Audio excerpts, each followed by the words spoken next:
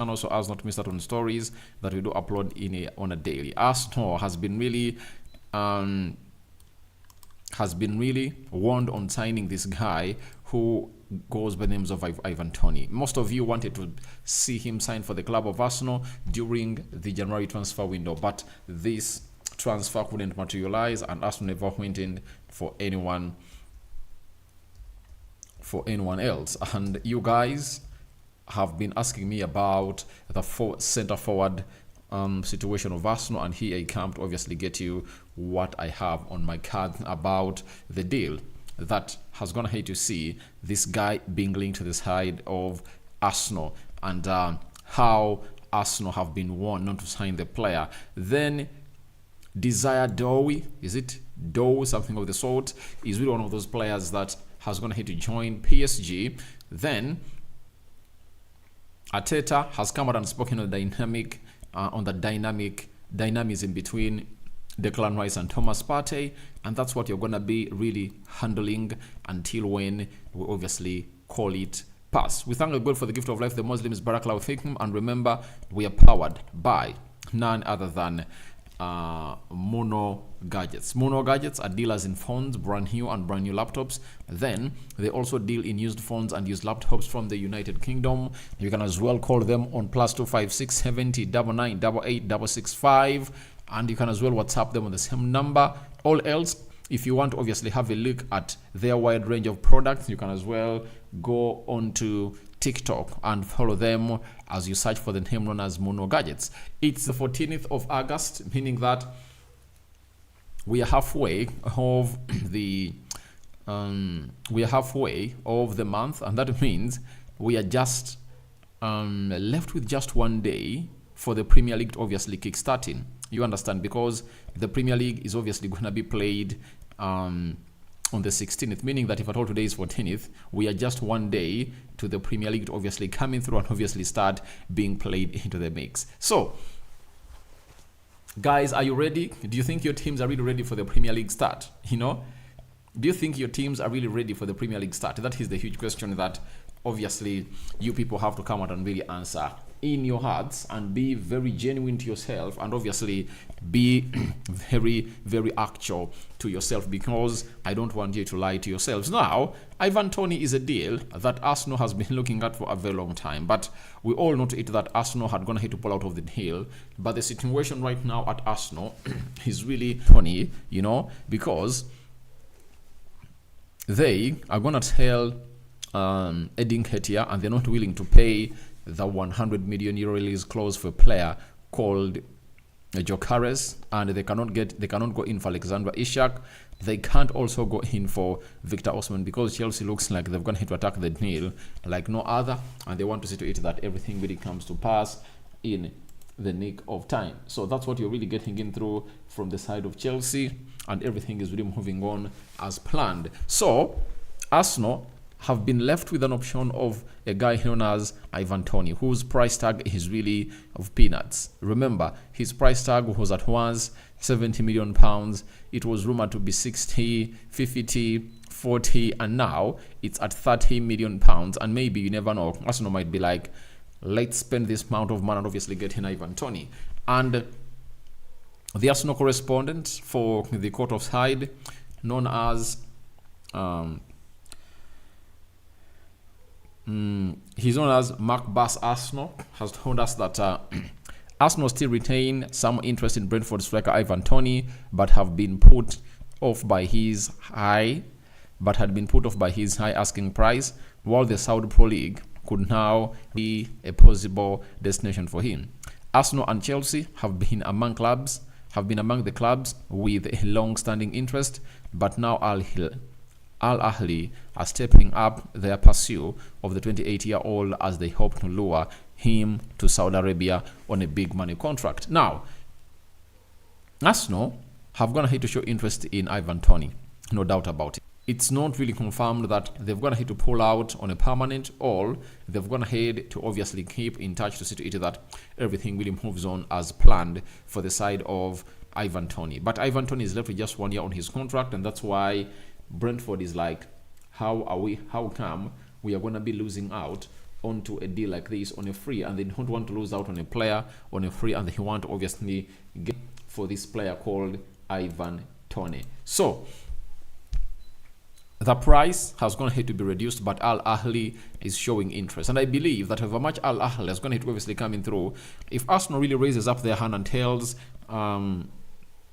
if Arsenal raises up their hand and they tell Ivan Toney that please, we want to sign you, obviously he will opt for Arsenal other than going to Al Ahly, because he knows to it that there is no future with Al Ahly. And then Mr. Brass Arsenal told us that Toney is expected to have other possible opportunities with English clubs before the end of the summer, so it's not yet certain if he will accept the chance to move to Saudi.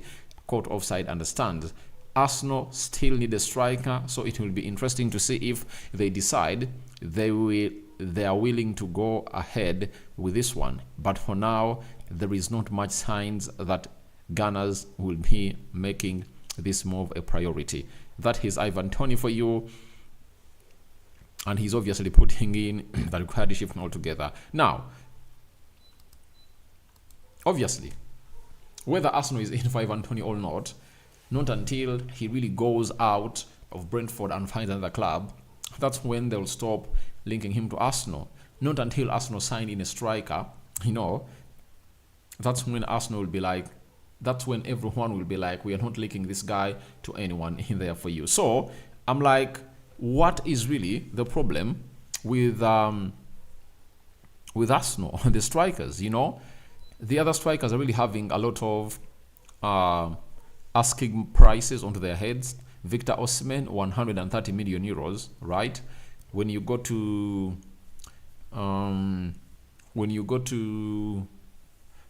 Gyökeres, 100 million euros, and Arsenal might be like, that's too much. And the fact is, the moment Arsenal sells Nketiah, better get to know that they'll obviously come up and obviously sign a player to replace him. And if you sell Edin Nketiah for like 30 million pounds and get in Ivan Toney for 30 million pounds, I think that will be okay for the club of Arsenal. But we all know the dark side of Ivan Toney and why Arsenal were interested in him, but finally pulled out of his deal because of his betting cases that saw him banned for 6 months without playing the game of football, meaning that his reputation was really put down and it couldn't obviously be really reversed. And when he came in through at Brentford, he came in through and put in a shift as usual, and he found himself playing in the World Cup. Now, as these links of Ivan Toney to Arsenal are really bubbling up around Emirates and so on and so forth, the football agent of Liverpool, known as Dan Murphy, has come out and obviously warned Arsenal onto why they shouldn't even be looking anywhere near signing Ivan Toney, because he has a different belief of his transfer altogether. He said via TalkSport that, let's look at it realistically. Let's say it was Ivan Toney. You are going to spend what on wages? Hell of a lot, right? And he's going to cost you to bring him in a fee. What else? Let's say you have to go, just say you have got to pay 50 million pounds, then they have to pay his wages. So you are looking at a 70 million pound deal. So all of a sudden, you're bring him in what? You're bring him in what? To non-start every game? Why would you spend that amount of money for somebody you are not convinced is going to be your main man? I think if he didn't start for 6 games and Arsenal won every one of them, he would be fuming. Now, I understand the point of Danny Murphy. The point of Dan Murphy is all about Arsenal spending a lot, you get? And in the due course of spending a lot, maybe they might find themselves in a position of not really getting this strike onto the field of play, meaning that you are spending 30 million pounds for Ivan Toney. He will come in through and demand to start, like to be a main starter in your team. And Mikel Arteta hates what we call egoistic players. You all know that. Arteta will fall out with you if at all you are an egoistic player, right? So, if that's the case, we need not to obviously downplay what Dan Murphy has gone ahead to say, that if Arsenal is to bring in Ivan Toney, he will demand to start every game.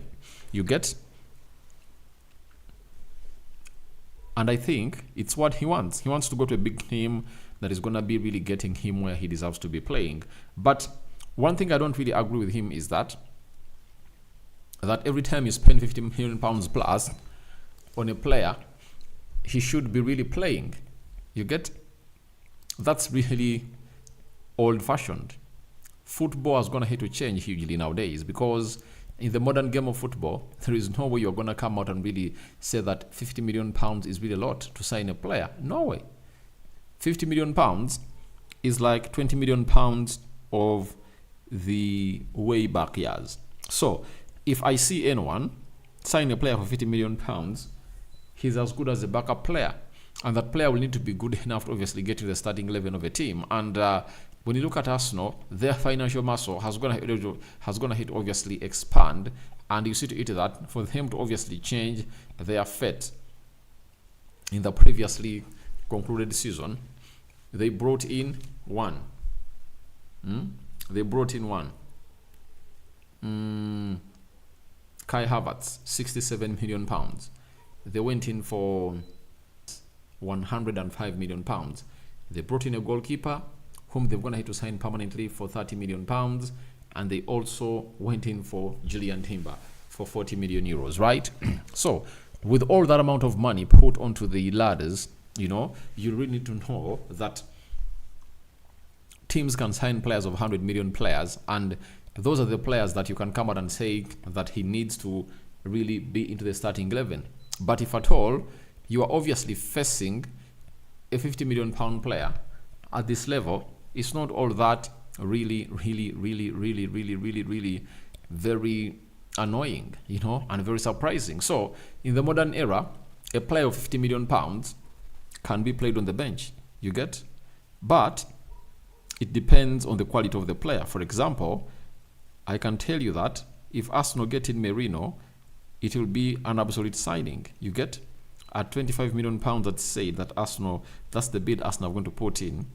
You just obviously understand that he's really gonna obviously get him on a cheap. Yet we all know to it that if I told Mikel Merino had a long contract with Real Sociedad, he would have gonna have to cost Arsenal a lot of money. You understand? So Mikel Merino coming in through for 45 plus 5 million euros, it really shows you that a lot can really happen in there for you. So that is the bare minimum for any player. So you mean if at all Ricardo Carafiri doesn't get the starting 11 of Arsenal, that will be a waste of money? For me, I don't think it's a waste. It's all about going for the player you want, And as I told you that Arsenal has the budget, and with that budget, Arsenal 100% sure that a lot is really gonna go their way, right? A lot is really gonna go their way, and if at all there comes a player who is worth 100 million pounds this summer, they can obviously go for that player. That has been confirmed to us by different sources coming in through from the side of Arsenal. So for Ivan Toney to Arsenal, they've been warned to sign him, and I believe some of the warnings are really right, but most of them are really wrong for me, because the price doesn't really determine whether the player deserves to come to the club or not. If a team really has wanted to support the player as Ivan Toney to come and play for them, then how come you do the needful and really say that he shouldn't be really joining your club? You get? So money isn't the problem, provided the player is really going to be playing. But one thing I really agree with this guy Dan Murphy is that Ivan Toney would want to obviously get ahead of every player at Arsenal, something that I don't think is going to be very easy for him, unless otherwise he comes in through, and every time he comes off the bench, he scores goals. He'll obviously pile pressure onto the manager, and he'll be like, why don't I start Ivan Toney? And the fans will be like, you have to start Ivan Toney. I'm going into your comments. Zuma Richard, good morning, brother. He's also a good striker. He can help us. Thanks for the update. All right, let's wait and see how that pans out. But remember, the guy went ahead to obviously have cases to answer that really tarnished his name, and I don't think that a reputable club will obviously come up and obviously sign him. I've gone to see he links to Manchester United, and those are really false links, because United has two strikers, that is Rasmus Højlund and Joshua Zirkzee. So if they are having two strikers, then why would they go in for a third striker? You understand? We understand that Erik ten Hag, when he came in through at Manchester United, called in for the signing of three strikers, but you cannot have three strikers at the club of Manchester United. And why would you need all of the three? I think it's better you have two, and then you have another versatile forward, you know, that can lead the line very, very well. Sonko Joseph, good morning. Mr. Rokani, good morning. Tiwa Ijuka Robert, good morning. Aradi.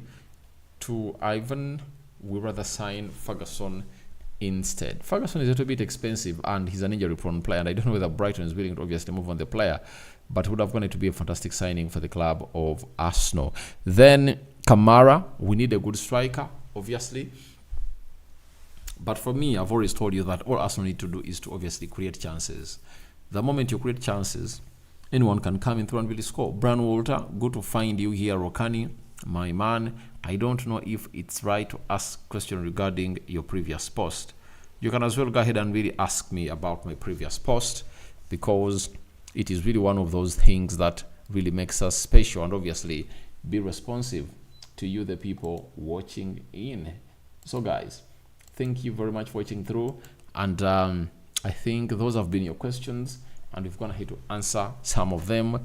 And I'm having Kaima Mike, we need competition on our forward line, on our forward wing. Let him come if it's possible. All right, but you've been warned not to sign him. That is it. You've been warned not to sign Ivan Toney, right? So let's leave it at that, and obviously go to this left winger who goes by the names of Désiré Doué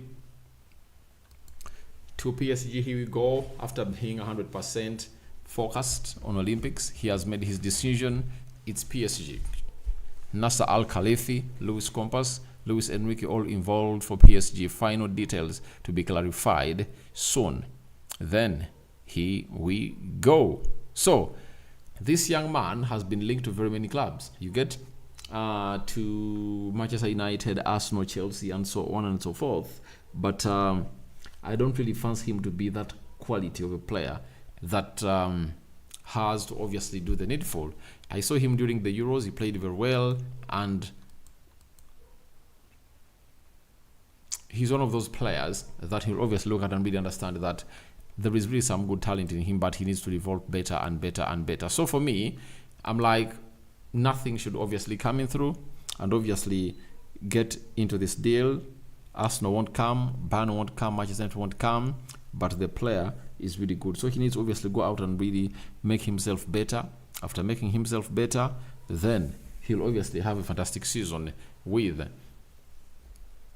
the side of PSG. And PSG has been looking in for Sancho for the same reasons. I don't know whether getting in Désiré will obviously do the needful and help them get Jadon Sancho in there for you. Lastly, Arteta on the dynamism between Partey and Declan Rice.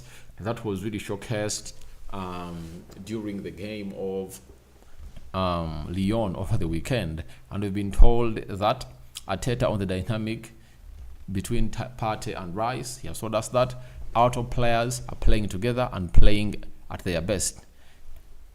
Is that what we are looking for?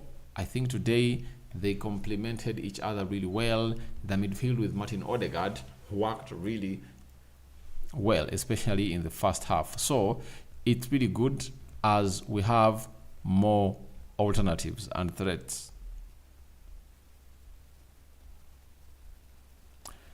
So Arteta is hugely excited with what his team is going to be playing like, and it's like, yeah, they have all what it takes to obviously do the needful. And if Partey keeps himself fit, I tell you, Arsenal is really going to be a very hard team to beat. And I think it's going to be tomorrow, Thursday, when I'm going to be recording my video of the Premier League predictions. Who is winning? who is going to score the most number of goals, you know, and so on and so forth as we demarcate them in there. So continue to subscribe in there for you and turn on your notification bells. Then I'm having Sesi Sulaiman, good morning. Rokani, Arsenal fans in Silarion, all right. Then Lanre Salako, Jokares is the player I want. I understand that most of Arsenal fans really want Jokares, but the club has the best plan, and Edu told you that be patient, you won't be disappointed at the end. Then a powerful winger experience in Arsenal needs in addition to Merino. Then we go to, it's really important to note. Then Seisi, thanks for the update already, all right. Robert, why can't we test Atalanta about Lookman? Can bring competition on the wings. Thanks for the services. I really understand, but a lot has to be done into the mix. So guys, Lookman is a very good player, but he doesn't really, I believe, reach the levels of playing at Arsenal. Then Sasai, any update about the Merino? Watching live from Silarion. I think it's a deal that is set to happen. And we are waiting to see how Jokares will obviously come in through. Sorry, the deal of Merino coming in through to do the needful. So guys, I'm ending it here for now. See you later. Bye bye and good night. We are gonna be coming back. I'm dozing, right? And I don't want obviously doze in here for you. Simo Ediga, thank you. Saka's competitor. Yeah, we are waiting to see whether Arsenal can get in one, but